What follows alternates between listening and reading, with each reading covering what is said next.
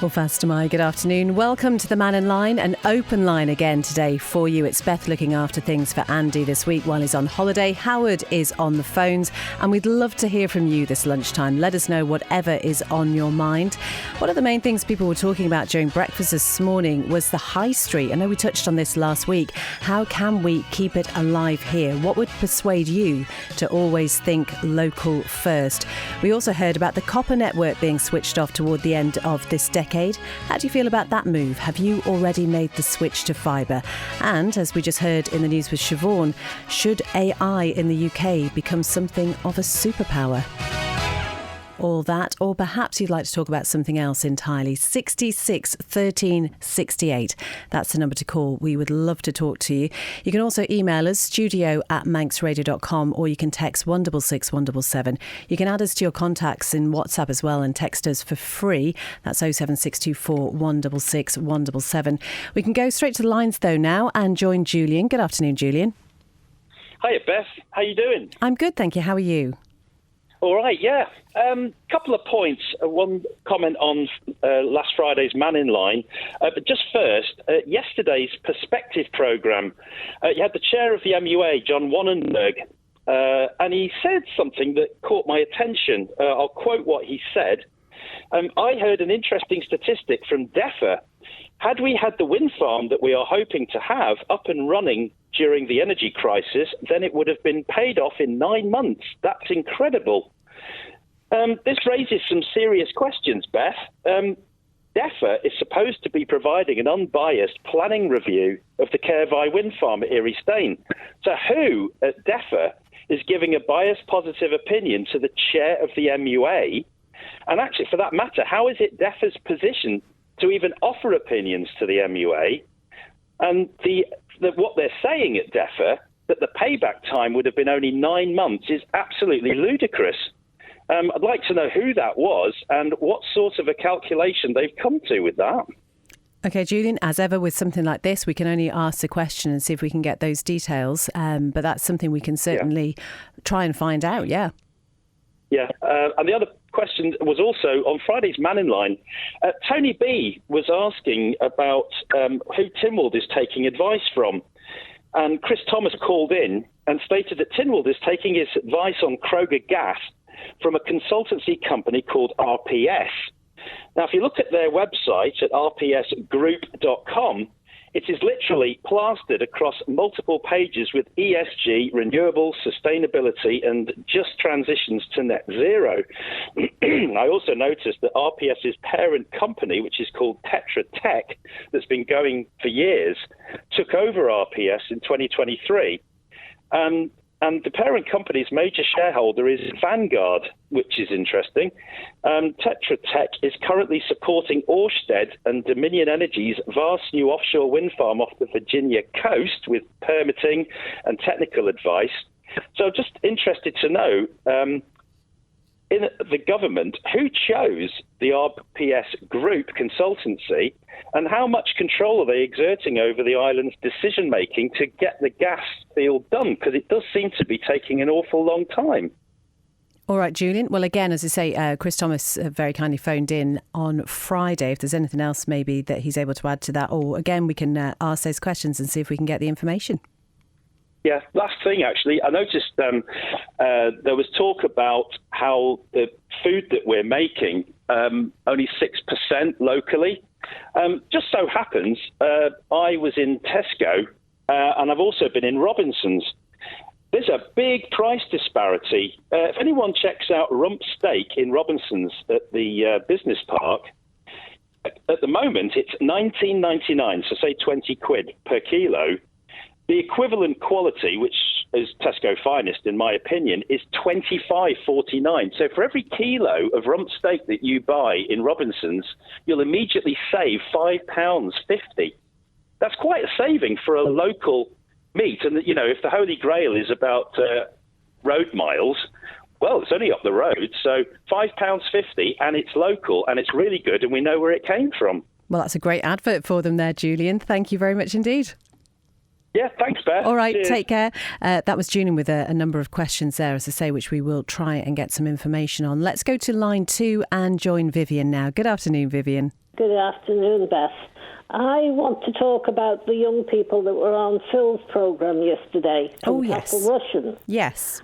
I thought they were very good and very interesting, and I thought the people they've got to start with to buy local vegetables, that was what it was really all about, is their parents. It'd be interesting to know if their parents support local produce, because I know down the north here we have one or two that are very good at growing vegetables, and there's an awful difference between what you buy local and what you buy out of the shops. So, Vivian, you're talking about a perspective which this week heard from those students from Castle Rushen High School. They're part of the Junior Achievement Programme, and what they're aiming to do is help strengthen the connection between Manx food consumers and those who produce Manx food. So, as you say, it's really interesting hearing, I think, from people of that age who are clearly passionate and very well. I agree, because you talk to people, the next generation up, and they say, oh, I can't afford that. It's not a case of can you afford it, is it better for your family? And Vivian, is it something that you always do? Are you conscious about buying local produce? Yes. I go to Brian Rattler for vegetables. He's on the quayside of a Saturday. And there is an awful difference between the quality of what you buy from the farmers and what you buy from the shops. And I think knowing as well that you're supporting that local business is another boost as well. It is, because if we don't, we're going to lose them, and then we'll start moaning again that we've got nothing local. And if we don't support the local industries, then we're not going to have them. I suppose, though, Vivian, the only thing people would say, I know you say talking about cost really isn't necessarily something which people should focus on, but it is the reality, certainly for some people and families over here. And maybe, I don't know, maybe they do feel it's just a little bit too out of their budget. I don't think it is, because you've got the quality. And often enough, you've got quantity that you don't get in the shop. All right, Vivian. That's just my opinion. And we welcome it very much. And I did enjoy hearing the young people yesterday. I thought they did a very good presentation. They really did. You can listen back to that programme as a podcast if you're able to go to the Manx Radio website. But Vivian, thank you so much for taking the time to call. That's all right. Take care. Speak to you soon. That was Vivian there talking about that programme with the Castle Rushen High School students who were on with Phil yesterday. Gary has emailed talking about retail issues. UK changes to their employers' national insurance contributions, minimum wage and green taxes on food supply will lead to UK stores passing those costs on to consumers. It follows, says Gary, that the Isle of Man-based stores, specifically thinking of some of the supermarkets, will apply their UK chain-wide price increases here. But this will just increase their Isle of Man profits if they aren't paying higher NI for Manx workers. So perhaps our government could negotiate better discounts here to balance things out. I know there were some negotiations, weren't there, in this or last year's budget with some of the big retailers over here renegotiating certain things. Des says, of course, AI is going to be a superpower. Have you not seen Terminator? That's a terrifying thought, isn't it? Thank you very much as well, Des, for birthday wishes. Thank you. That's why I wasn't here on Friday. And JK is mentioning the Manx Radio Gold advert. How did you know that was me? Some other messages in. I'm sorry, what is a non-publicly elected MLC got to do with trying to rescue our flagging retail sector? The former governor's helper should be scrutinising legislation, not trying to be a wannabe Alan Sugar. Now, this is part of the piece that was on Breakfast this morning, just talking about our retail here on the Isle of Man, specifically the High Street. And we know Business Isle of Man has got that local economy strategy, which is going to be put before Tynwald next week, and apparently could provide up to £2.4 million of support to the sector. I think we can go to the lines and join Howard on line 3. Good afternoon, Howard. Good afternoon, Beth. Are you well? I'm good, thank you. How are you? Good, thanks. Fine, thanks. Just something for the population of the Isle of Man, and more so our MHKs to Mull. They're talking recently and going to debate whether the Isle of Man government should have a closer working situation with the steam packet instead of having an arm's length.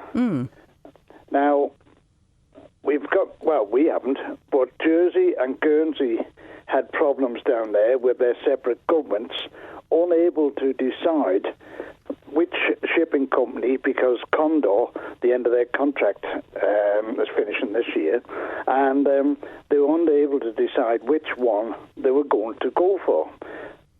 But now they've got one each. Jersey have one shipping company and Guernsey have the other. DFS, and I think it's Condor, it's all part of the family. So they've had this unusual situation where two islands, although they had one shipping company between them the last time, they now have one each. So that is going to lead to conflict, and it's not going to help the people of, I shouldn't imagine, of Jersey and Guernsey. Not only for the cost of running two shipping companies, but the ability to fill them. And also, up in Scotland, today, the 13th of January, the first of the, what they term new ships, the Glen Sannox, is supposed to carry our first passengers today, although she will be out of service again shortly because they're waiting for spare parts for it. It's 6 years old now. It's cost hundreds of millions more than it was planned, and this is because the Scottish government got involved in it. Now, the question I'm asking, do we, as the people of the Isle of Man, wish to have a similar situation here where the government is going to have a much closer, I'm going to say, interference, and it will be interference in the running of the steam packet. The Tasmania was another one where they built two big ships, and the harbour wasn't ready because they hadn't built it. It wasn't suitable. One of them is in dock in Scotland, and it's costing millions and millions of pounds to keep it there in. And this again was the New Zealand government, because the harbour hadn't been started or even finished or nothing. So government interference in what essentially was a private company, the steam packet, could end up with tears. And the Isle of Man government, well, they come in here, they're here for a 5-year term, if they survive that. But the steam packet is here for long term. I know we all have our complaints about it, but it is there. It's a single entity. It's controlled by a company, and they are making a profit, which is what they're there for. And the profit is coming back to the people of the island. But if we have a conglomeration of ships like Jersey and Guernsey, a complete foul-up, the second ship that was being built, I say they were both 6 years overdue. Imagine us with no Manxmen for 6 years. And, these people, the government, once they get their fingers into the pie, they keep altering these little things. But the government are only here for 5 years. The steam packet, hopefully, are here for my lifetime and a lot longer afterwards. So people on the Isle of Man, just be careful what you wish for.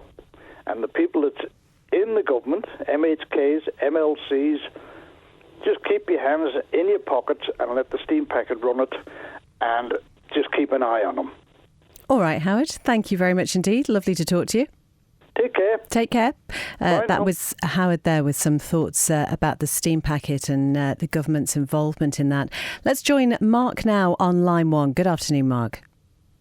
Hi, Beth. Just a question to put forward, really. Okay. It's in the post office, and from, I think it's 29th of March, they're stopping the saving stamps. And I'm just putting the question forward, really. What's the reason they're putting a stop to it? Okay. Not something, again, that I'm aware of off the top of my head, but we'll certainly ask the question. I'm guessing, Mark, it's going to be maybe people just aren't using them as much anymore. Right. Well, I've been using them for years. I mean, from a personal perspective, it's like each each week, let's say, I put, I don't know, £20, £30 on the card. And obviously this time of year, you build them up, and it's perfect for the bills, because, as we all know, this time of year, you get a bill in and blows your head off, doesn't it? Whether it be gas, electric. And obviously, if you have a couple of £100 set aside, especially come March time, you've got your rates, haven't you? I just think from a personal point of view, it worked brilliant for me. Okay, and, Mark. I'm just also. Sorry. No. Also, I just want to say that it keeps the cash flow. So using the post office, it's beneficial for them as well, isn't it? Okay. I'm just trying to find some information about these. Would you just be able to remind us what sort of things you can use these saving stamps for, Mark? Gas, electric, the government rates, and anything basically that you can, any bill you pay at the post office, really. Okay. What I will do is we will go to the post office and ask the question and see what information, and hopefully either have something later today or for the programme tomorrow. But thank you very much indeed for making us aware of that. Okay, thanks for that. All right. Okay. That was Mark talking about post office saving stamps, which, according to him, will be, he's certainly been told by the post office, will be going towards the end of the year. 12:23, let's go through some of your texts and emails. Now, we heard in the news there is that ongoing incident in Ramsey. And texter ending 490 says we've got photographs of this news online, and they're concerned that this sort of thing shouldn't be happening, as it could be concerning to relatives. And text ending 490 says, I've seen this before personally, with a photograph of a relative being cut out of a car as they were sat in ED. This shouldn't be allowed. It's a bit like data protection, publishing photographs without knowing the outcome of the incident. I think it's fair to say we would take your point on that, and we do try and be very mindful that there's certainly nothing identifying in photographs, that we've actually been sent these photographs from somebody on the scene. But it is something. Nowadays, certainly you see photographs of incidents not just on news sites but on social media generally, and it is something that perhaps we do all need to be a little bit more conscious of.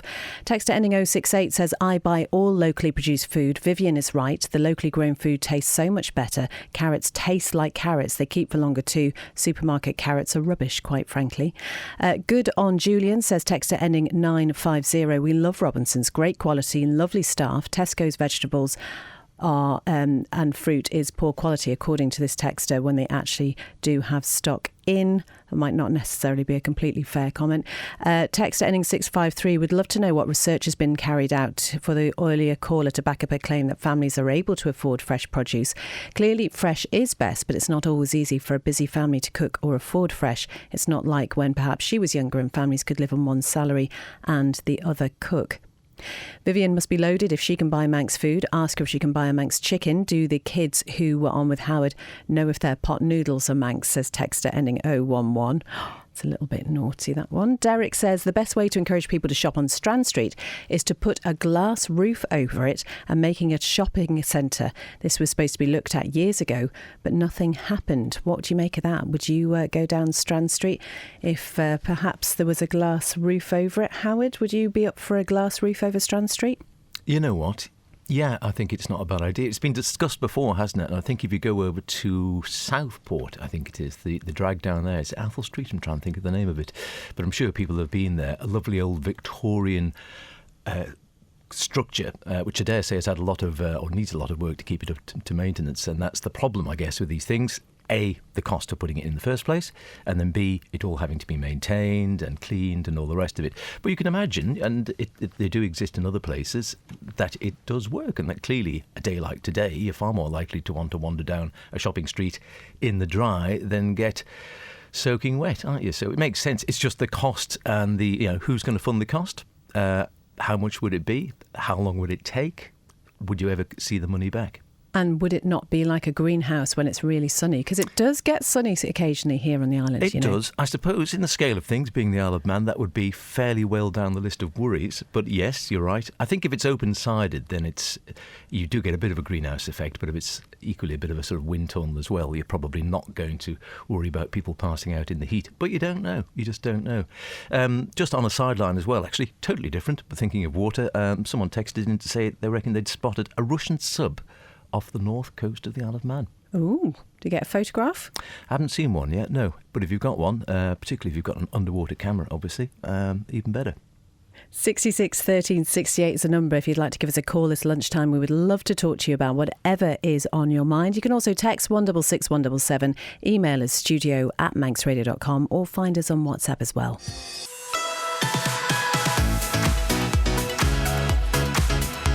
The Nation Station, Manx Radio.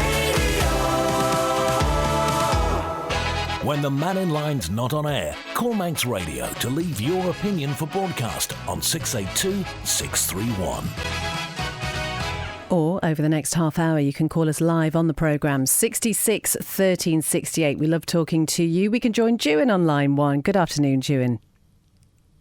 Head of News, how are you? I haven't spoke to you for ages. I know, it has been a long time. I'm good, thank you. How are you? I'm very good. Happy New Year to you. Happy New Year to you as well. How are you doing? I'm very good. What did Santa bring his little elf in his sack this year? Oh, there's a question. It seems like a long time ago now, doesn't it, Christmas? But lots of lovely things, thank you. Very good. You must have been a good girl this last year. Oh, absolutely. What's on your mind, Jewin? Oh, God, you'd need a psychiatrist if I told you all that.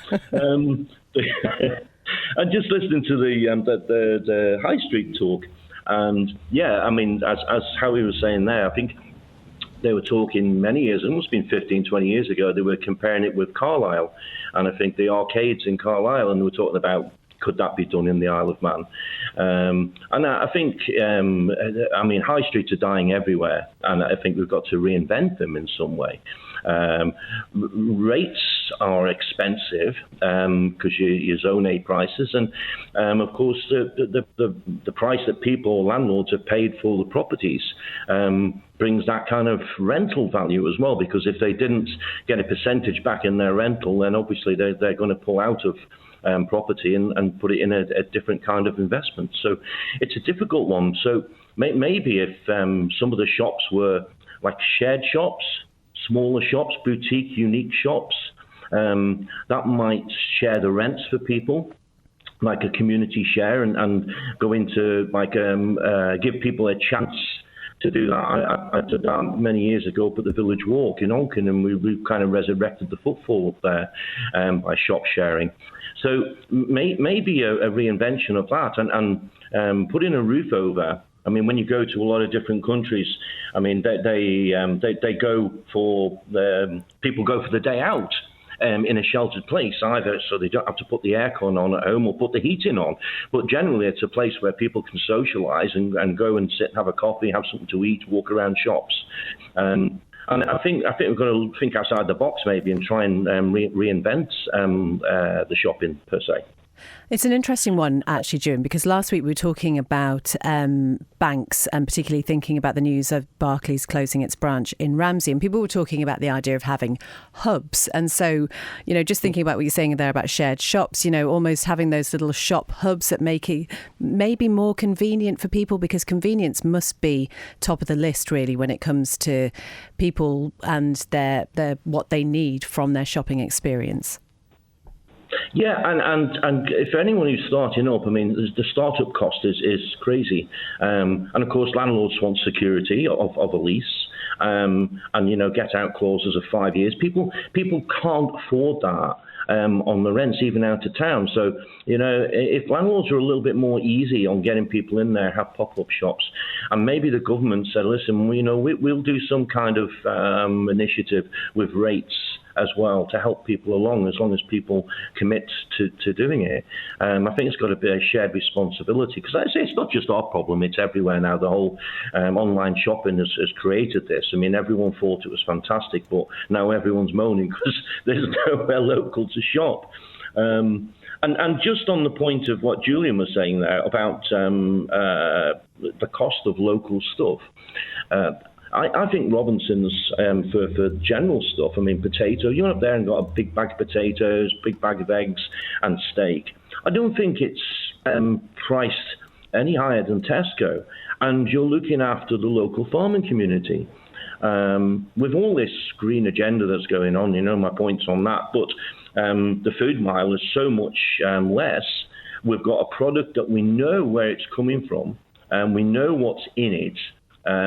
When you look at a lot of the high processed stuff that's going on now, and I think Robert Kennedy's going to have a real go at this once the Trump administration gets in, on the health aspect of people and what it's costing the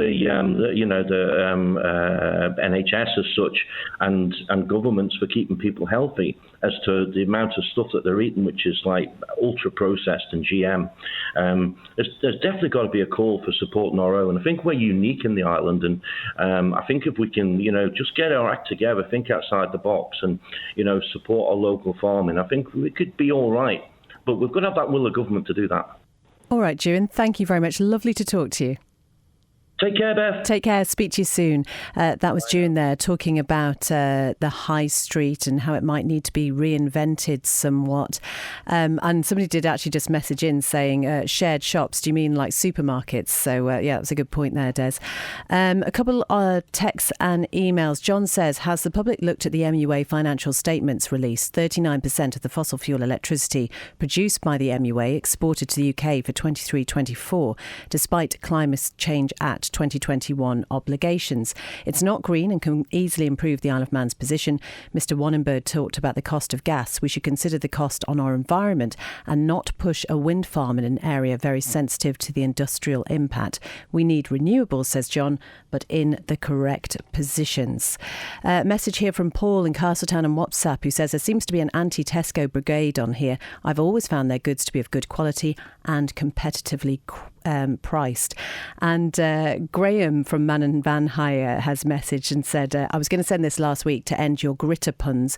We were talking about that last week. It seems a long time ago now that the weather was so much colder. Incidentally, did you get up to Snay Fell and around there? It was like an alpine scene at the weekend. It was amazing. But we were looking for different names for Isle of Man gritters, and Graham says, Rule Britannia. Genius. Let's just chat to Howard now. And I understand another Howard just been back on again, has he? Yes, Howard was back on, just remembering saying, yep, I am that old, he said. I'm sure he's not really. But he said, yes, he remembered the talk. And it is an old chestnut, this idea of glassing over or covering over in some way Strand Street and making it a covered area. So you have a sort of a covered shopping area going through. It's something which is going back to the 1950s and 60s. I think those ideas have come forward. There have been various concerns. One emailer said, it'd be like a tunnel for wind and also for fire coming through. And Howard was also mentioning that there were sort of questions raised about this. The bottom line is it would come down to money. How long would it take to plan? You'd have all the different properties there. All the different owners would have to give their say. So it would be years in the planning, years more in the building. You could just imagine it would go on forever. And G says Strand Street with a glass roof would become quite dark once the gulls had been busy.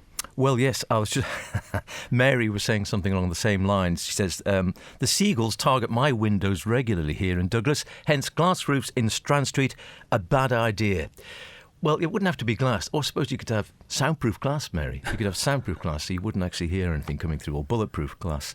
Also, getting back to the Russian sub, someone says, what does a Russian sub look like? Faslane's a lot closer than Russia. Maybe it's a British sub.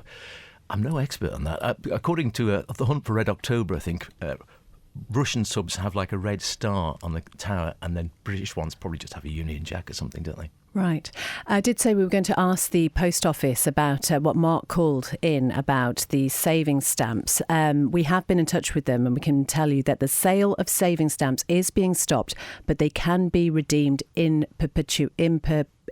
forever. You can continue to use them then, not just buy them. We are going to be sent the public notice through with the exact wording, so we'll be able to give you the details of that. Don't laugh at me, Howard.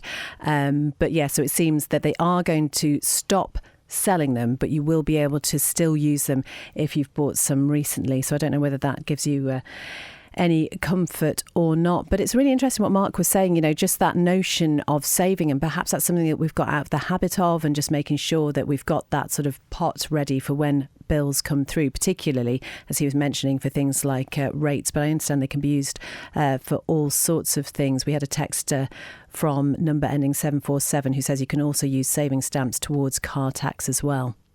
Dave has been in touch to say the steam packet we own should not be making big profits. It should be making just enough to put a percentage towards future investments. But as we are shareholders, we don't need dividends or bonuses. We want cheaper fares to help us and tourism. It was interesting. I don't think it was last year. I think it was a year before that £1 million was put into the budget as a dividend from the steam packet. I don't know what you make of that. Fran says post office saving stamps being done away with. Yet again, another example of the Manx hide and seek champions' quest to kill off the post office altogether. Do they not realise the shame and the destruction that they are causing? Derek says talking about Strand Street with a glass roof would be a fire and wind conductor. The reason they are getting rid of money stamps is just another step in getting rid of money. Banks closing soon. You will only be able to pay with digital currency. And again, this is something that we keep coming back to, this idea of cash in today's society. And actually, Howard, you do go to some places that really don't like to take cash at all now. But it's, I don't know, you've always got money on you, actually, haven't you? I do. I suppose I'm old school, I guess. And also, depending on what sort of line you're working, sometimes people do still get paid in cash. And I can see we are gradually sliding towards a cashless society in many ways, although I suppose there are some sort of issues. Again, it's unless everyone has access to a card system or a digital system, then it does get a little bit trickier. I mean, even now, to be honest, isn't it? You do see buskers and they will have a sum-up machine with them. And we went actually... for the first time ever. I've done carol singing for years for charity down in Strand Street at Christmas. For the first time this year, we were there with a charity and they had a sum-up machine, so if people didn't want to throw cash into the bucket, they could actually tap their card and give their donation that way. So there you go. Is that the move towards not having much change at all in your pocket? Xander's been in touch to talk about glassed over Strand Street. They've done it with streets in Leeds. It's really nice and popular. Listening to all the reasons why not. It'll take ages, be a lot of work. Oh, how Isle of Man, negative. What do you make of Xander's comments there? Is it just perhaps we're lacking vision, and could this be a way forward to try and reinvent, as June was saying, our high street? Well, I think it's one of these things again, isn't it? It has been on the cards for an awfully long time again. I think it'd be wonderful, but again, I wouldn't want to be negative about it. And the Isle of Man used to be very in the vanguard of doing a lot of things, perhaps more so in years gone past than we are now, you could argue, I guess. Partially because I think in the past we used to be floating in a sea of money, and these days it's no secret that we're not particularly floating in a sea of money. So you just imagine they'd spend several years arguing about who was going to pay for it, and then how on earth you might see that money back over an awfully long time with the increased shopping. But again, with that money, would it come back to the person who'd actually paid out to actually put the canopy up in the first place? We've had a text from number ending 009 says the rose garden had a bright cover. It's never been cleaned. It's now a dark, dingy tunnel. The government says, who's this from? This is from G. The government doesn't care about banks closing, evidenced by them now scrapping post office saving stamps. So say, G, we are going to get the official wording on what's happening with the saving stamps, so that we can't say exactly where that decision has come from. Hopefully we'll get more information for you shortly. The problem, says texter ending 382, with footfall in Strand Street. The planning department have this in their hands, having many small industrial estates now turning into fitness zones without the correct parking, which is wrong. So fewer people heading into built-up shopping areas. There are many people, several hundreds daily visiting out-of-town facilities, not shopping areas. Small construction businesses are struggling to get warehouses. I suppose, though, we do have to say surely there is an amount of personal responsibility as well, insofar as we mentioned convenience quite a lot, and what is more convenient, I suppose, than just being at home, ordering something online and it turning up at your doorstep a couple of days later. You can use big pull-out blinds, say 12 foot, says texter ending 797, for the whole length of Strand Street. Pull it out when it rains and pull it in when it's sunny. Easy.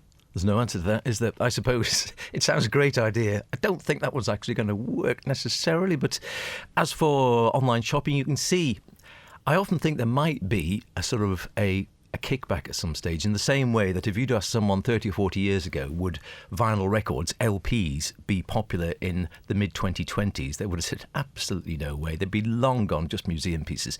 Here they are now. Vinyl has had this massive resurgence, as we know. It costs a small fortune to buy a new record, but it's popular with younger generations because I think they like that tactility and that connection with the music, as opposed to the fantastic convenience of, I like that song, click, I've got it, woomph, it's there, but you don't have any sort of connection with it.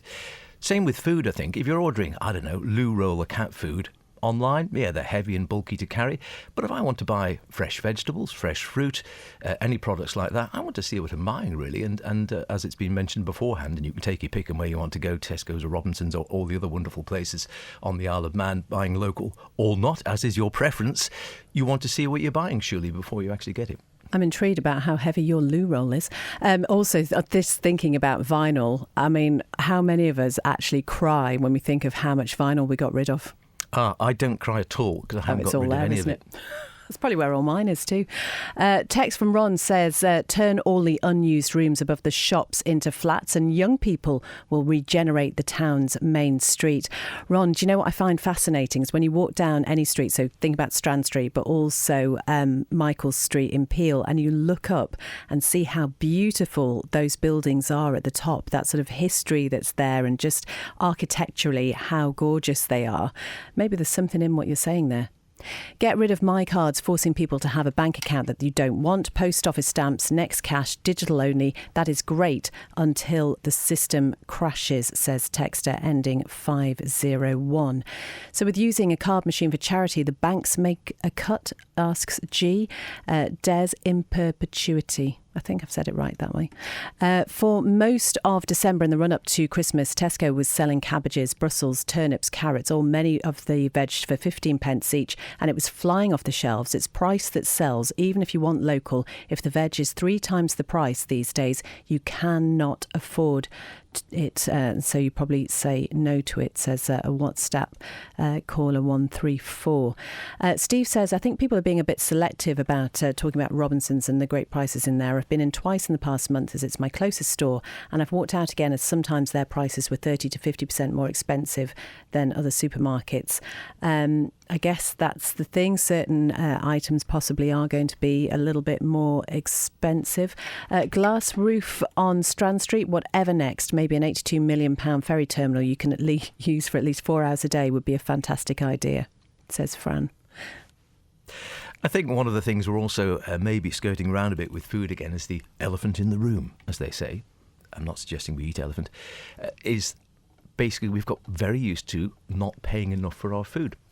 And I think this has been something which has been going on over the last 20, 30, 40 years or so. And as times have changed and supermarkets have come in and online shopping, and as we know, things like Amazon and all these other big places now online where you can buy. And there was, I think it came up on the Mannin line just before Christmas, things like carrots, where some supermarkets were offering it far less than realistically anyone could grow and market them for. And I think this has been the case with a lot of foodstuffs now, meat, veg, fruit, where we have become rather used to, very nicely from a consumer's point of view, paying far less than is the realistic price of what it costs to actually make that food. And, you know, maybe it's a reckoning. Maybe we have to come back going forward to actually paying a more realistic price. It's painful, and I don't think anyone would like to do it. I wouldn't particularly want to pay more, but are we going to have to head in that direction?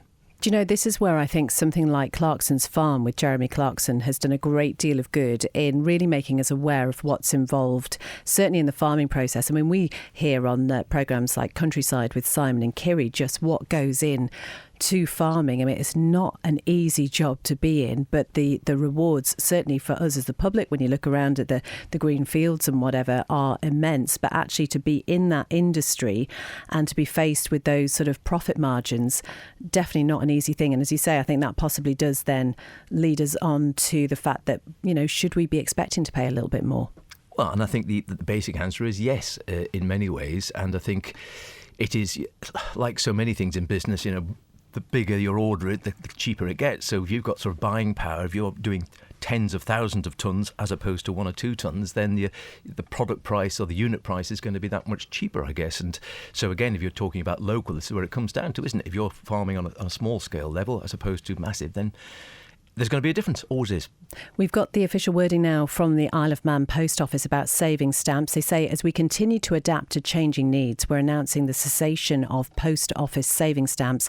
Effective from the 29th of March this year, savings stamps will no longer be available for purchase. All unused savings stamps remain valid and you can continue to redeem them at your local post office at any time. There's no deadline for redemption.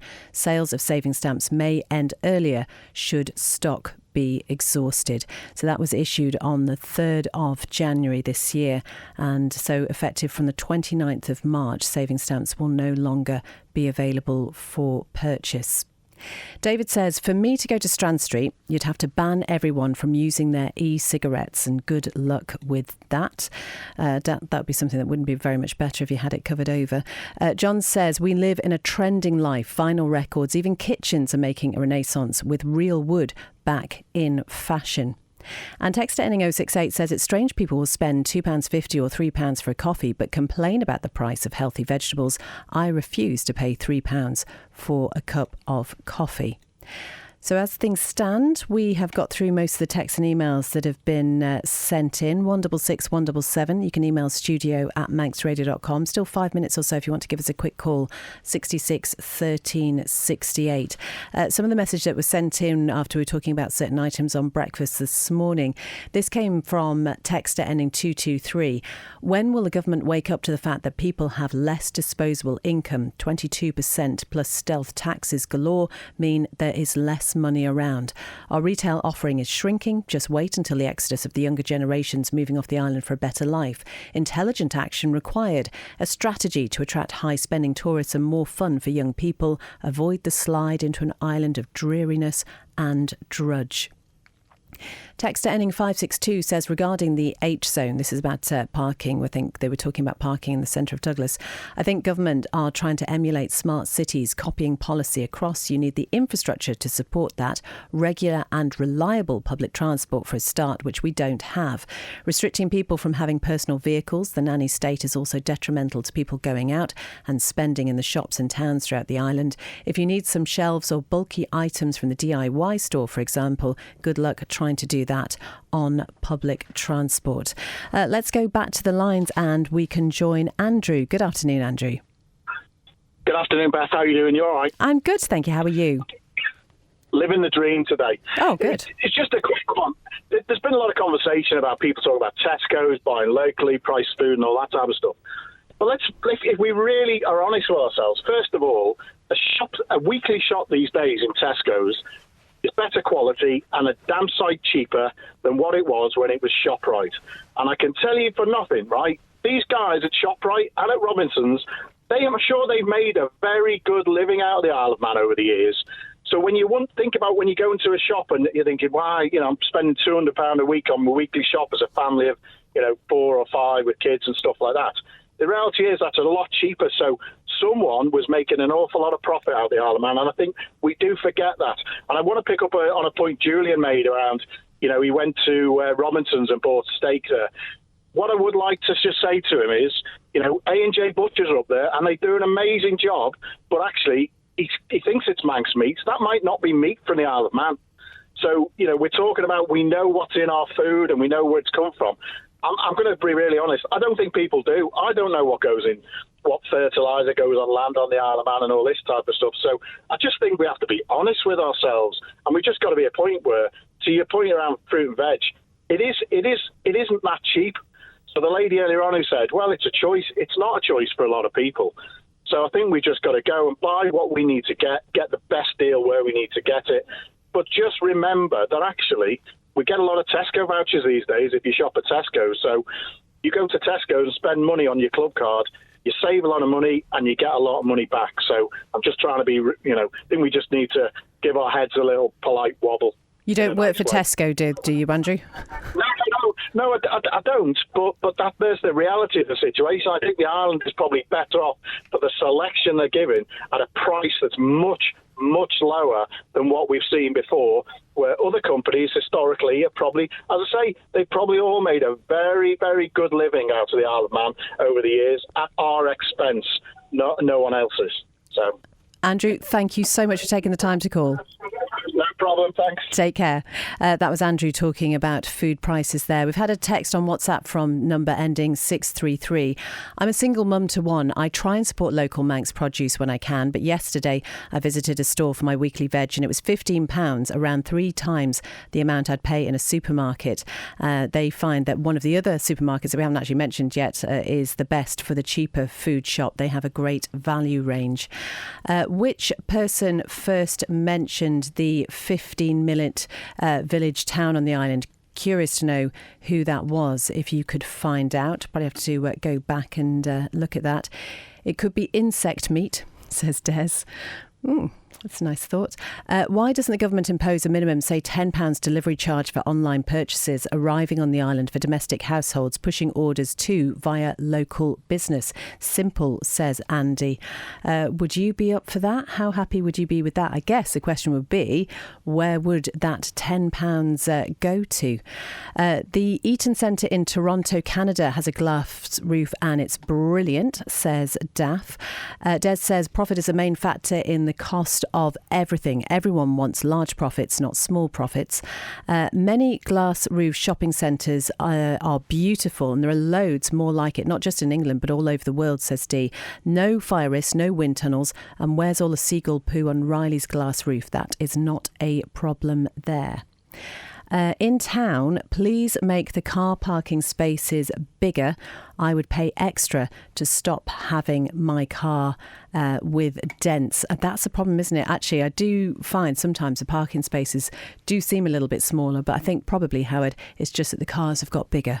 I think both. I think the cars have got bigger, and as the cars have got bigger, inversely proportional, the other ones have got smaller, and that some of them are ridiculously tight. I mean, I don't think I'm that fat, and I struggle to get out of, maybe I am, out of the car in some places. And as for the insects, you know what? I know it all sounds bonkers, but there are loads of places in the world where insects actually do form a part of their diet, and the only thing that stops us from eating insects over here is just cultural norms. We're not used to it. Why not?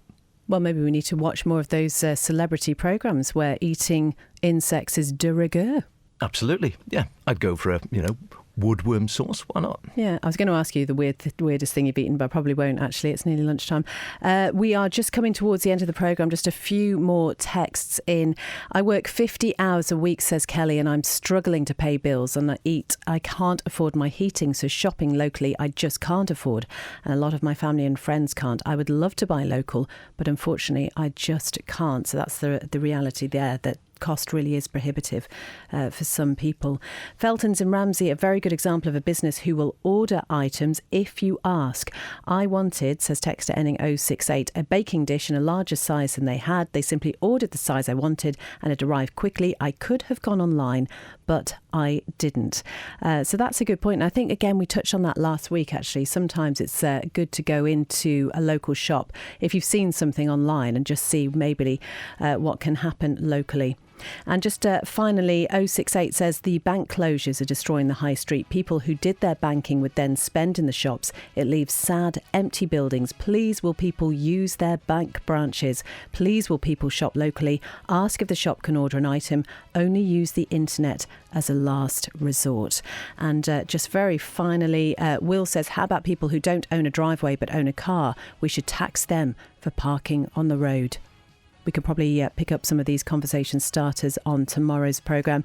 Thank you very much indeed to Howard for being on the phones and for producing today's programme. And thank you for all your contributions, calls, texts and emails.